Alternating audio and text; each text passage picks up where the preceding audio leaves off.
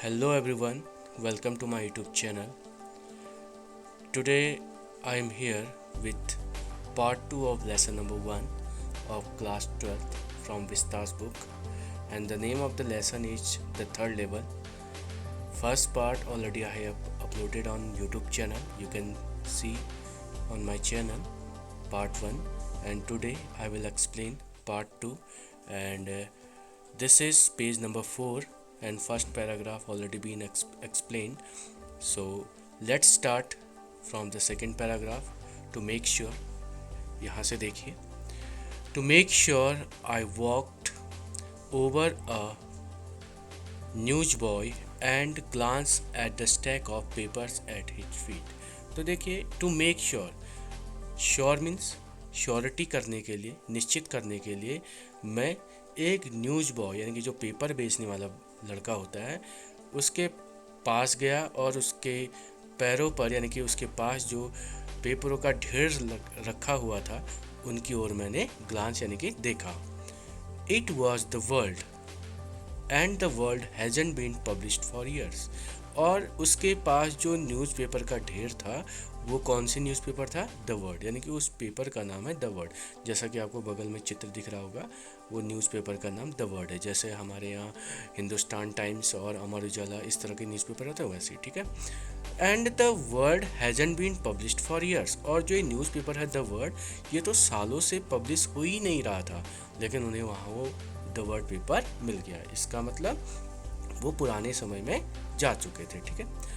The lead story set something about president Cleveland. और lead का मतलब जो फ्रंट पेज है, ठीक है ना. तो फ्रंट पेज पर जो स्टोरी छपी थी या फिर जो बातें छपी थी न्यूज़ में, वो उस वक्त के प्रेजिडेंट क्लीवलैंड के बारे में लिखी गई थी. I have found that front page since in the public library files and it was printed June 11, 1894. और उसके बाद उन्हें वो जो फ्रंट पेज था वो जो है पब्लिक लाइब्रेरी की फाइल्स में मिला, और उस पर जो डेट पड़ी हुई थी उस पेपर पर वो पड़ी थी जून 11, 1894. यानी कि जो राइटर, जो नरेटर है चार्ली, वो कहाँ पहुँच गया है? पुराने समय में पहुँच गया, पिछले समय में पहुँच गया, ठीक है ना. और वो समय है 1894 का और 11 जून का, ठीक है. अब आगे देखिए. I turn towards the ticket Windows knowing that here on the third level at Grand Central I could buy tickets that would take Louisa and me anywhere in the United States we wanted to go. तो फिर writer अभी third level पर ही है, ठीक है ना. अब वो बिलीव करने लग गया है कि वो 1894 में पहुंच गया है, ठीक है ना, पिछले समय में. तो वो कह रहा है कि मैं कहाँ गया उसके बाद? टूवर्ड्स द टिकट विंडोज, यानी कि जहाँ पर टिकट मिलते हैं, ठीक है. और मैं जानता था कि जो ये थर्ड लेवल है ग्रैंड सेंट्रल स्टेशन का, जहाँ जिस टिकट विंडो पर वो गया है, कि वहाँ से वो जो है अपने लिए और लुइसा के लिए 2 टिकट खरीद सकता है, जिन टिकटों से वो यूनाइटेड स्टेट में कहीं पे भी जा सकते हैं, ठीक है ना. इतना पैसा मतलब उसके पास था. इन द ईयर 1894, और वो भी किस समय? 1894 के समय में, ठीक है ना. And I wanted 2 tickets to Galesburg Illinois. और राइटर कहाँ जाना चाहता था? गैल्सबर्ग इलिनॉइस में जाना चाहता था. Have you ever been there? अब जो एक्चुअली मैं राइटर कह रहा हूँ, ये जो है नरेटर है, ठीक है ना, चार्ली, तो इसे माइंड मत कीजिएगा. तो have you ever been there. अब यहाँ पर चार्ली जो है हमसे पूछ रहा है कि क्या आप वहाँ कभी गए हैं. It's a wonderful town still. और वो कहता है कि ये अभी भी बहुत ही सुंदर शहर है. With big old frame houses, huge lawns and tremendous trees whose branches meet overhead and roof the streets. वो कहता है कि यहाँ पर जो घर हैं वो बड़े बड़े फ्रेम्स से बने हुए हैं, ठीक है ना, जो पुराने घर हैं. और ह्यूज लॉन्स, यानी कि बड़े बड़े लॉन्स यहाँ पर हैं, ठीक है, मैदान जिसे आप बोलते हो, ठीक है, लॉन जिस पर धूप जमी होती है. और ट्रिमेंडस ट्रीज, और विशाल पेड़ हैं यहाँ पे, जिसकी जो टहनियाँ हैं, ब्रांचेज हैं, वो जो है एक दूसरे से जब सड़क के ऊपर मिलती है तो ऐसा लगता है कि जैसे उन्होंने सड़क या स्ट्रीट गली के ऊपर क्या बना दी हो, रूफ यानी कि छत बना दी हो उन पेड़ों के टहनियों ने, ठीक है। एक दूसरे से वो मिलती हैं क्योंकि वह स्ट्रीट के दोनों ओर होंगी, ठीक है। And in 1894 summer evenings were twice as long. तो देखिए अब ये कह रहा है कि 1894 का ये वो समय था समर का जब जो शाम होती थी वो ट्वाइस लॉन्ग यानी कि ज़्यादा लंबी हुआ करती थी, ठीक है, दोगुनी। And people set out on their lawns, और जो लोग होते थे वो अपने लॉन्स में बैठे रहते थे। The man smoking cigars and talking quietly, और जो पुरुष थे वो सिगार पीते थे और क्वाइट यानी कि धीरे धीरे बातें करते थे। The women waving palm leaf fans, और जो औरतें होती थी वो पाम लीफ की जो फैन जो पंखे होते थे उनको वेव यानी कि वीविंग मतलब बनाती थी या हिलाती थी, ठीक है। With the fire flies all around. अब देखिए फायर फ्लाइज यहाँ पर जो है जुगनू से है, ठीक है ना। तो और चारों ओर जो जुगनू होते थे शाम के समय वो रहते थे आसपास। इन अ पीसफुल वर्ल्ड, और जो दुनिया थी वो बहुत ही पीसफुल थी, शांतिमय, ठीक है ना। To be back there with the first world war still 20 years off. यदि हम पीछे की बात करें तो अभी भी जो है जो 1894 का समय है यहाँ से फर्स्ट वर्ल्ड वॉर का अभी 20 साल और पीछे है, ठीक है ना। 20 साल बाद यानी कि वर्ल्ड वॉर, आपको पता है ना 1914 में वर्ल्ड वॉर होता है first, and the world war second over 40 years in future, और दूसरे वर्ल्ड वॉर को अभी होने में लगभग 40 ईयर्स है, 40 साल है। आई वॉन्टेड 2 टिकट्स फॉर दैट, और इसलिए अब मुझे यहाँ पर 2 टिकट्स चाहिए थी, ठीक है, आगे जाने के लिए। अब देखिए नेक्स्ट पेज में तो ठीक है, अब राइटर जो है 2 टिकट खरीद रहा है, वो 3rd लेवल पर है ग्रैंड सेंट्रल स्टेशन के। The clerk figure the fair. तो देखिए अब क्लर्क ने जो है भाड़ा बताया, ठीक है ना, उसको कि कितना टिकट लगेगा। He glanced at my fancy headband but he figured the fire. और तभी जो टिकट कलेक्टर था उसने नरेटर यानी कि चार्ली के का जो हेड बैंड था उसकी ओर देखा और फिर से उसने उसे टिकट का भाड़ा बताया। And I had enough for 2 coach tickets 1 वे। और नरेटर कह रहा है कि मेरे पास इतना धन था कि मैं 2 टिकट्स तो खरीद ही सकता था, लेकिन 1 वे लिखा है। 1 वे का मतलब केवल जाने के लिए, ठीक है ना, आने के लिए नहीं, 1 way. But when I counted out the money and looked up the clerk was staring at me. तो जैसे ही मैंने अपने पैसे निकाले उनको काउंट किए और उसे देने के लिए ऊपर उसकी ओर देखा तो मैंने देखा कि वह क्लर्क मुझे स्टेरिंग घूर रहा था। ही नोडेड एट द बिल्स, और उसने जो है बिल्स का मतलब यहाँ पर धन से है, ठीक है ना, नोट से है। उसने मेरे पैसों की ओर झांक कर देखा। किसने? टिकट कलेक्टर ने। That ant money mister. और उसके बाद क्या बोला वो टिकट कलेक्टर उसके नोटों की ओर झांकते हुए? वो बोला कि मिस्टर ये तो पैसा नहीं, ये तो वो करेंसी नहीं है जो चलती है, ये तो कोई पैसा नहीं है, ऐसा उसने कहा। He said and if you are trying to skin me you won't get very far. और फिर उसके बाद टिकट कलेक्टर ने कहा चार्ली से, यदि तुम मुझे उल्लू बनाना चाहते हो, बेवकूफ़ बनाना चाहते हो, तो तुम उसमें बहुत आगे तक नहीं जाओगे, मतलब तुम मुझे बेवकूफ़ नहीं बना पाओगे। And he glanced at the cash drawer beside him. और उसके बाद उसने अपने बगल के कैश ड्रॉवर यानी कि जिस पर कैश रखा रहता है पैसा, ठीक है ना, उसकी ओर देखा। Of course the money was old style bills. अब यहाँ पर जो है नरेटर वो कह रहा है कि जो पैसा था उसमें रखा वो तो पुराने ज़माने का बिल्स था, यानी बिल्स का मतलब नोट, ठीक है ना, पुराने समय के नोट थे। Half again as big as the money we use nowadays. और नरेटर कह रहा है कि आजकल जो पैसा हम यूज़ कर रहे हैं उसका उस पैसे की साइज से वो आधा था पुराना पैसा आकार में। एंड डिफरेंट लुकिंग, और अलग उसका लुकिंग जो पैसा था उसकी बनावट उसका डिजाइन भी अलग था। I turned away and got out fast, और मैं वहाँ से मुड़ा और तेज़ी से वहाँ से निकल लिया। There's nothing nice about jail even in 1894, क्योंकि भले ही वो 1894 का जेल ही क्यों ना हो, क्योंकि जेल कभी भी अच्छा नहीं होता है। जेल में नथिंग नाइस, कुछ भी अच्छा नहीं होता, ठीक है। तो जेल नहीं जाना चाहता था, इसलिए वहाँ से भाग लिया। अब आगे देखिए, एंड दैट वॉज डैट, और यही था जो मेरे साथ हुआ। I left the same way I came I suppose, और उसके बाद जैसा कि मुझे लगता है, आई सपोज मुझे लगता है, मैं उसी रास्ते से वापस आ गया जिस रास्ते से मैं गया था। Next day during lunch hour I drew $300 out of the bank, और फिर उसके दिन सॉरी अगले दिन नेक्स्ट डे लंच के दौरान यानी कि दोपहर को मैंने बैंक से $300 निकाल लिए। नियरली ऑल वी हैड, लगभग जितने मेरे पास थे। I bought old style currency, और उन $300 के बदले क्या खरीदे उसने? पुराने समय के करेंसी।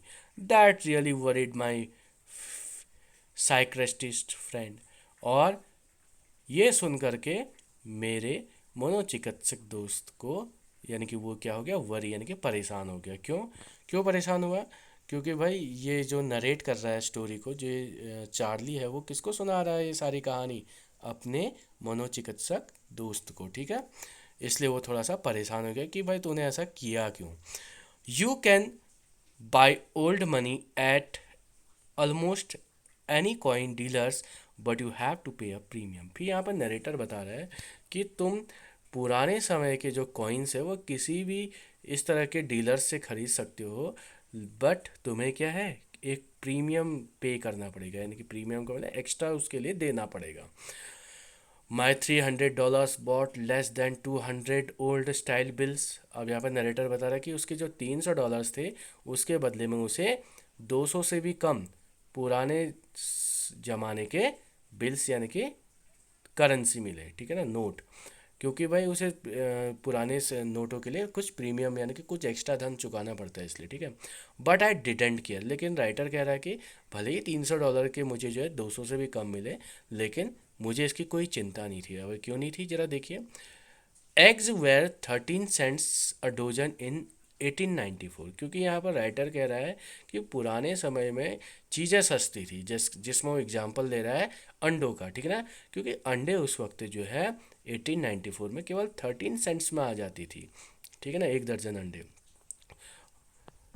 अब अगला देखिए paragraph. But I have never again found the corridor that leads to the third level at the Grand Central station.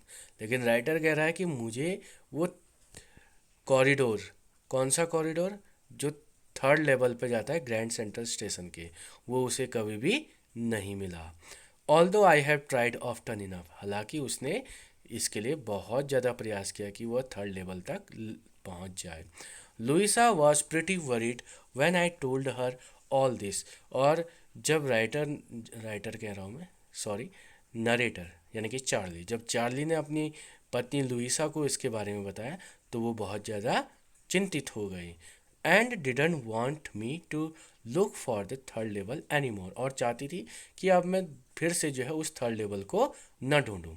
And after a while I stopped, और कुछ समय तक मैंने जो है फिर थर्ड लेवल को ढूंढना भी बंद कर दिया। I went back to my stamps, और फिर से जो है मैं अपने स्टैम्प्स की ओर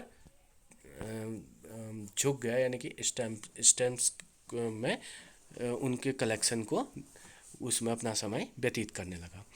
but now we are both looking every weekend, लेकिन अब जो है क्या बदल गया था, अब बदलाव ये हो गया था कि अब हम दोनों कौन, लुइसा और नरेटर चार्ली, दोनों ही जो है हर वीकेंड का मतलब सैटरडे संडे को जो है थर्ड लेवल में जाने के लिए कॉरिडोर ढूंढते रहते थे। Because now we have proof that the third level is still there, क्योंकि अब हमारे पास जो है प्रूफ था कि थर्ड लेवल है। वो प्रूफ क्या था, क्योंकि भाई चार्ली और लुइसा दोनों वहाँ जाके आए थे, ठीक है। माई फ्रेंड सैम वेनर, अब देखिए ये सैम वेनर कौन है, इसका दोस्त है चार्ली का, जो कि एक क्या है, मनोचिकित्सक है, ठीक है। disappeared. Nobody knew where, but I sort of suspected because Sam's a city boy.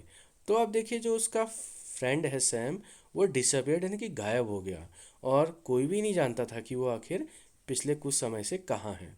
लेकिन राइटर, सॉरी, जो नरेटर है चार्ली, इसको थोड़ा सा सस्पेक्ट था, थोड़ा सा शक था कि वो कहाँ होगा, क्योंकि सैम क्या एक सिटी बॉय है, शहर में रहने वाला है, ठीक है ना। And I use to tell him about Galesburg. अब यहाँ पर नरेटर कह रहा है कि मैं उसे हमेशा किसके बारे में बताता था, गैल्सबर्ग के बारे में बताता था। आई वेंट टू स्कूल दियर, और बताया करता था कि गैल्सबर्ग में स्कूल गया था। And he always said he liked the sound of the place. और उसका जो दोस्त है सैम, किसका, नरेटर चार्ली का, ठीक है ना, वो हमेशा कहता था कि उसे गैल्सबर्ग के बारे में सुनना पसंद है। And that's where he is, और ऑल राइट इन 1894, और यही वो जगह है जहाँ वो होगा, ठीक है ना, जहाँ वो है, कहाँ, गैल्सबर्ग में, ठीक है। और शायद वो 1894 में चला गया, ऐसा चार्ली का मानना था, ठीक है ना। फ्यूचर में शायद उसे थर्ड लेवल का कॉरिडोर मिल गया होगा, इसलिए वो 1894 की बात कर रहा है यहाँ पर चार्ली के गैल्सबर्ग में होने की। Because one night fussing with my stamp collection I found. तो देखिए, वो बता रहा है कि उसे ऐसा इसलिए लगा क्योंकि एक दिन, एक एक रात की बात है, जब वो अपने स्टैम्प कलेक्शन में कुछ, उसे जो है गड़बड़ी मिली, ठीक है ना। अब वो गड़बड़ी क्या थी, ऐसी गड़बड़ी जो होनी नहीं चाहिए थी, ज़रा देखिए, उसके बारे में बताएगा, लेकिन उससे पहले वो कुछ पूछ रहा है। Well, do you know what a first day cover is. फिर वो पूछ रहा है कि क्या तुम जानते हो कि फर्स्ट डे कवर क्या होता है। तो उसके बारे में बता रहा है कि फर्स्ट डे कवर क्या होता है। When a new stamp is issued, जब कोई नया स्टैम्प इश्यू होता है, जारी होता है, स्टैम्प का मतलब टिकट, जब कोई नया टिकट जारी होता है, स्टैम्प कलेक्टर्स बाय सम, ये फिफ्थ पेज एंड हो गया, अब पेज नंबर 6 देखेंगे। Buy some and use them to mail envelopes to themselves on a very first day of sale। तो देखिए, जो टिकट कलेक्टर होते हैं, स्टैम्प कलेक्टर, ठीक है ना, वो क्या करते हैं, वो उनको खरीदते हैं और उन टिकटों का प्रयोग जो है एक इन्वलप में खुद को मेल करने के लिए भेजते हैं। कब, जब वो टिकट जारी होते हैं उसके पहले ही दिन, जैसे आज टिकट जारी हो तो आज ही, ठीक है ना। And the postmark proves the date, और उसके बाद जो पोस्ट का मार्क होता है, यानी कि जो मुहर होती है पोस्ट ऑफिस की, वो प्रूफ कर देती है डेट के द्वारा कि ये फर्स्ट डे कलेक्शन है टिकट का, ठीक है। The envelope is called a first day cover, और ऐसा इन्वलप जिस पर वो टिकट लगे रहते हैं, ठीक है ना, नए टिकट जो जारी होते हैं, वो जो है क्या कहलाता है, फर्स्ट डे कवर कहलाता है। दे आर नेवर ओपनड, और इन इन्वलप्स को कभी खोला नहीं जाता, क्यों, you just put blank paper in the envelope, क्योंकि आप इन्वलप के अंदर एक सादा कागज डालते हैं। क्यों, क्योंकि आपको टिकट चाहिए होते फर्स्ट डे कवर का विद द स्टैम्प मार्क, और उसे आप खुद अपने पते पर मेल करते हैं, ठीक है ना। That night among my oldest first day covers, I found one that shouldn't have been there। तो देखिए, अब कह रहा था ना चार्ली की, वो जो है उसे कुछ हम्म, असंगति मिली थी उसके टिकट्स में ना। तो वो बता रहे कि उस रात जो है उसके पुराने फर्स्ट डे कवर्स में उसे एक ऐसा फर्स्ट डे कवर मिला जिसे वहाँ होना ही नहीं चाहिए था, ठीक है ना। बट देयर इट वॉज, लेकिन वो वहाँ था। It was there because someone had mailed it to my grandfather at his home in Galesburg. और ये फर्स्ट डे कवर इसलिए था वहाँ क्योंकि किसी ने वो मेरे ग्रैंडफादर को गैल्सबर्ग के पते पर भेजा हुआ था, मेल किया था, ठीक है ना। इसलिए वो फर्स्ट डे कवर वहाँ पर था, क्योंकि आज तक नरेटर ने उसे देखा ही नहीं था, लेकिन आज वो उसे मिला, इसलिए वो कह रहा था कि कुछ गड़बड़ी मिली करके उसे उसके टिकट्स कलेक्शन में ना। That's what the address on the envelope said, and it had been there since July 1880, it July 18 1894। तो देखिए, ये वो इस इन्वलप पर जो एड्रेस लिखा था वो बता रहा था कि ये एड्रेस कहाँ का है, गैल्सबर्ग का है। और ये कब कब से था ये फर्स्ट डे इन्वलप, उस पर जो डेट थी वो थी 18 जुलाई 1894 की, यानी कि उसके दादाजी के समय की, ठीक है। The post mark showed that, यानी कि जो पोस्ट मार्क था मुहर, उस पर वो डेट लिखी थी 18 जुलाई 1894 की। Yet I didn't remember it at all, लेकिन मुझे तो कभी याद नहीं रहा कि ऐसा कोई इन्वलप था इस डेट का या इस तरह का, क्योंकि इन टिकट कलेक्शन का देख रेख कौन कर रहा था, खुद चार्ली कर रहा था, ठीक है ना। लेकिन उसे आज तक ये वाला देखा ही नहीं उसने। The stamp was cent six, dull brown, with a picture of President Garfield. और जो स्टैम्प लगे हुए थे उस इन्वलप पर, वो जो है 6 सेंट के लगे हुए थे, ठीक है ना। ये करेंसी है सेंट वहाँ की, 6 सेंट, ठीक। और डल ब्राउन कलर के थे, उस पर जो पिक्चर बनी थी उस स्टैम्प पर, उस टिकट पर, वो किसकी थी, प्रेसिडेंट गारफील्ड की उस समय के। Naturally when the envelope came to Garfield in the mail, it went right into his collection and stayed there.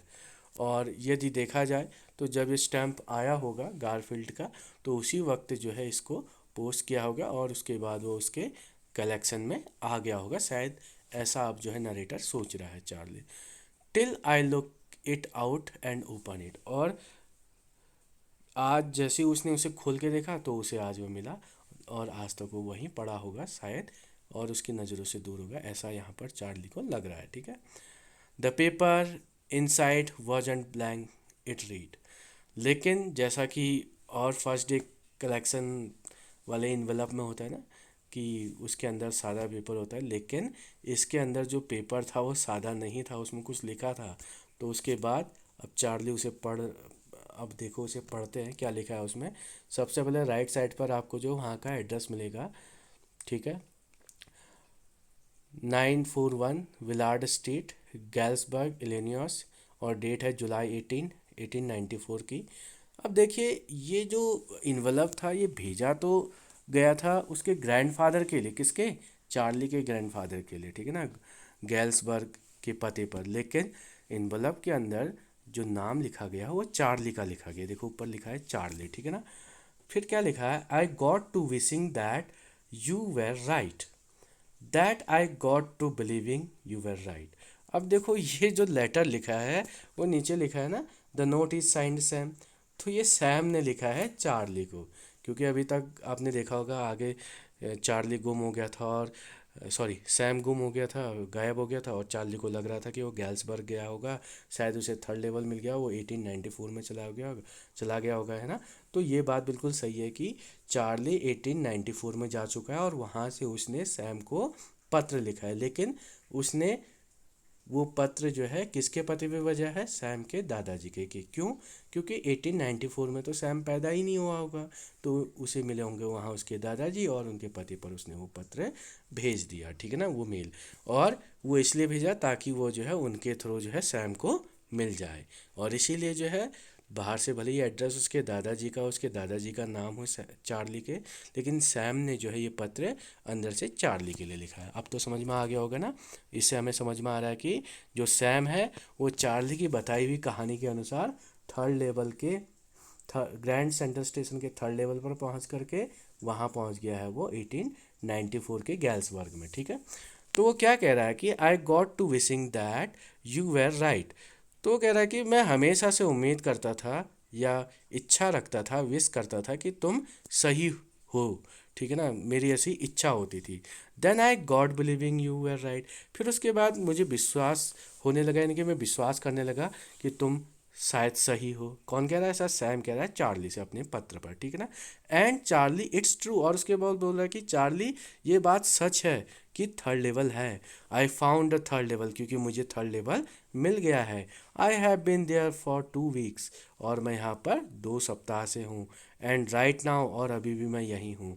Right now down the street at the Delage someone in playing a piano, और अभी मैं एक डेलाज जगह है जहाँ पर, वहाँ के निचले निचले गली में हूँ जहाँ पर कोई जो है पियानो बजा रहा है। And they all are out on the front of porch singing saying Nellie home, और वहाँ सब आकर के जो है गाना गा रहे, किस तरह का, सेइंग नैली होम टाइप का कोई गाना गा रहे हैं। And I am invited over for lemonade, और मुझे भी यहाँ इनवाइट किया गया है। Come on back Charlie and Louisa, और वो पत्र में कह रहा है चार्ली से कि चार्ली और लुइसा तुम यहाँ वापस आ जाओ। Keep looking till you find the third level, और तब तक ढूंढते रहो जब तक तुम्हें थर्ड लेवल मिल न जाए। It's worth it believe me, और मुझ में विश्वास रखो, ये जो है वर्थ इट होगा, यानी कि तुम्हारा प्रयास खाली नहीं जाएगा। The note is signed Sam, और नोट पर जो है इस पत्र पर साइन किसके थे, सैम के थे। यानी कि अब हमें पता चल गया है कि थर्ड लेवल की जो बात अभी तक चार्ली कर रहा था वो बिल्कुल सही थी, और सैम वहाँ पहुँच चुका है, वो भी 1894 के समय में। ठीक है ना, एक तरह से टाइम ट्रेवल हो गया है, ठीक है, पास्ट का। At the stamp and coin store I go to, I found out that Sam bought $800 worth of old style currency। और जिस स्टैम्प कॉइन स्टोर पर जो है चार्ली जाया करता था, जब वो वहाँ गया तो उसने पाया कि सैम ने वहाँ से जो है $800 के ओल्ड स्टाइल के करेंसी चेंज किए थे, एक्सचेंज किए थे। ठीक है ना, क्यों किए थे, बस थर्ड लेवल से 1894 की दुनिया में जाने के लिए। ठीक है, that ought to set him up in the nice little hay feed and grain business। और शायद उसने कहाँ, वहाँ गैल्सबर्ग में जाकर के 1894 में, ठीक है ना, वहाँ जाकर के उसने बिजनेस शुरू किया होगा, किसका, ग्रेन बिजनेस और हे फीड, यानी कि चारे और भूसे का, और ग्रेन का यानी कि अनाज का बिजनेस। ठीक है, अब ऐसा क्यों किया होगा, क्योंकि ही always said that's what he really wished he could do, क्योंकि ये उसकी हमेशा से इच्छा थी जो वो करना चाहता था। क्या करना चाहता था, वो बिजनेस करना चाहता था, किसका, भूसे का और अनाज का। ठीक है, यहाँ से आगे देखिए, and he certainly can't go back to his old business, क्योंकि वह अपना पुराना बिजनेस नहीं कर सकता था वहाँ। कौन सा बिजनेस, मनोचिकित्सक का, साइक्रेटिस्ट का। ठीक है ना, क्योंकि ये समय था 1894 का गैल्सबर्ग में, और वहाँ पर साइक्रेटिस्ट यानी कि मनोचिकित्सक की कोई ज़रूरत नहीं थी। ठीक है ना, नॉट इन गैल्सबर्ग इलिनियस इन 1894, क्योंकि उसके पुराने बिजनेस की वहाँ पर कोई ज़रूरत नहीं थी, वो भी 1894 में। ठीक है ना, his old business, why Sam was my psychiatrist. तो वही बात ये कह रहा है कि हिज ओल्ड बिजनेस, कि उसका पुराना बिजनेस वो शुरू करता भी क्यों। ठीक है ना, फिर क्यों, वाई, क्यों, सैम वॉज माई साइक्रेटिस्ट, क्योंकि सैम जो है उसका क्या था, मनोचिकित्सक था, जो कि उसे कह रहा था कि चार्ली जो है कोई डे ड्रीम देख रहा है, उसका भ्रम है ना।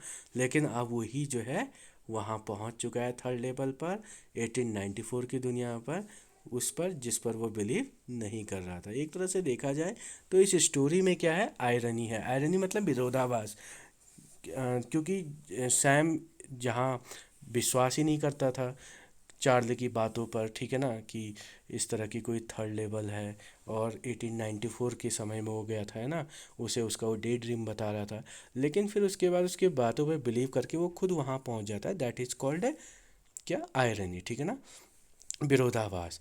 लेकिन इस स्टोरी का एक एंगल और है। पहला एंगल तो मैंने बताया कि चार्ली भी वहाँ पहुँच गया, यानी कि थर्ड लेवल था उस ग्रैंड सेंट्रल स्टेशन पर। ठीक है ना, और उसके बाद टाइम ट्रेवल से 1894 की दुनिया में पहुँच गए थे। एक एक पहलू तो ये है, लेकिन इसका दूसरा पहलू हो सकता है कि जो अभी तक इस स्टोरी में चार्ली ने बताया है, शायद वो सब वो इमेजिन कर रहा है। जैसे फर्स्ट में बताया था ना सैम ने कि ये तुम्हारा डे ड्रीम है, तुम्हारा इल्यूजन है ना। तो हो सकता है कि जब उसे बाद में थर्ड लेवल नहीं मिला, तो उसके बाद उसने अपने आप को सही साबित करने के लिए, हो सकता है उसने फिर से स्टोरी क्रिएट की हो इनवलप वाली, और ये चार्ली वहाँ, सॉरी, ये सैम वहाँ पहुँच गया और उसका इनवलप वाला है ना, शायद ये भी उसका इल्यूजन हो सकता है इसमें। तो ठीक है, तो दो पहलू हैं इस स्टोरी के। पहला मैंने आपको बता दिया है कि शायद थर्ड लेवल था, जैसे कि सैम भी वहाँ पहुँच गया था, चार्ली तो गया ही था। और दूसरा पहलू मैंने बता दिया है कि हो सकता है कि ये पूरा ही जो है चार्ली का क्या हो, इल्यूजन हो, उसका भ्रम हो, ठीक है ना। तो इसी के साथ ये स्टोरी ख़त्म होती है। उम्मीद करता हूँ आपको एक्सप्लेनेशन और स्टोरी ज़रूर पसंद आई होगी। और यदि आपको मेरा एक्सप्लेनेशन पसंद आया है तो प्लीज़ लाइक कर दीजिएगा और चैनल को सब्सक्राइब कर दीजिएगा यदि नए हैं तो। और कमेंट कीजिएगा इससे रिलेटेड यदि कोई क्वेरी हो तो। और साथ ही साथ अपने फ्रेंड्स को भी शेयर कीजिएगा। और आगे ऐसे ही किसी इंटरेस्टिंग वीडियो में फिर से आपसे मिलेंगे। तब तक के लिए थैंक यू सो मच।